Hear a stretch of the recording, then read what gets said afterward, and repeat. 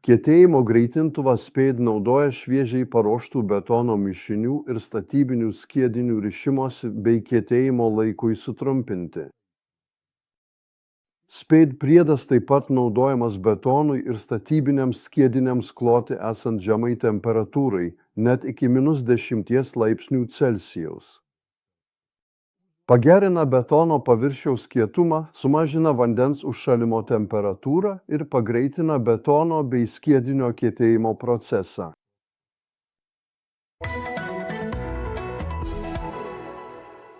Precela cheminis priedas SPEED yra bespalvis skystis su silpnu kvapu.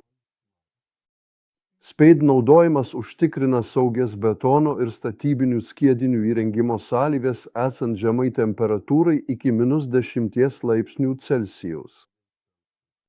SPEED užtikrina trumpą rišimosi ir kietėjimo laiką statybiniams skiediniams ir betonui, užtikrina stiprumo augimą, spartų padidėjimą per pirmąsias 3 dienas, pagerina skiedinių ir betono įrengiamumą.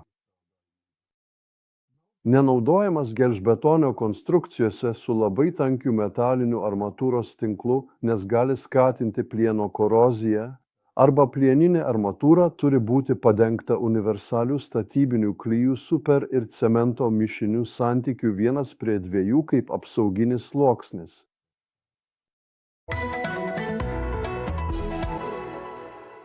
Prieš naudojimą priedą SPEED kruopščiai išmaišykite ir įpilkite į betonui ar statybiniam skiediniui skirtą vandenį.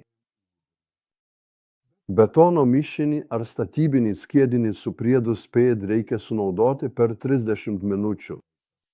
Tai reiškia vasaros sąlygomis.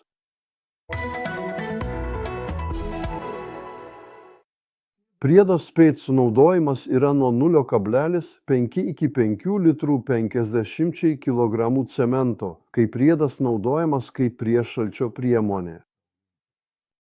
Kuo didesnė priedo dozė, tuo žemesnė gali būti aplinkos temperatūra, atitinkamai sumažinant vandens kiekį.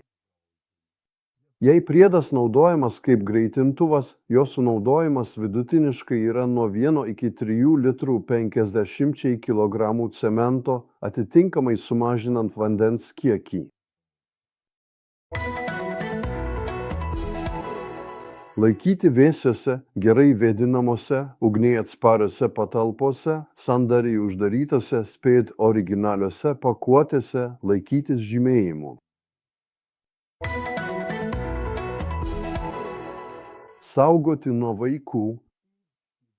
SPEED skystis tiesioginio kontakto metu gali sukelti odos ir akių uždegimus. Taip pat galimi kvėpavimo takų dirginimai.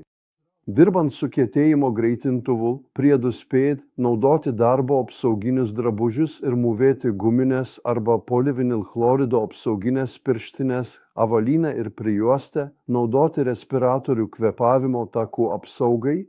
Taip pat rekomenduojama dėvėti apsauginius akinius su šoniniais skydeliais. Sėkmės darbuose.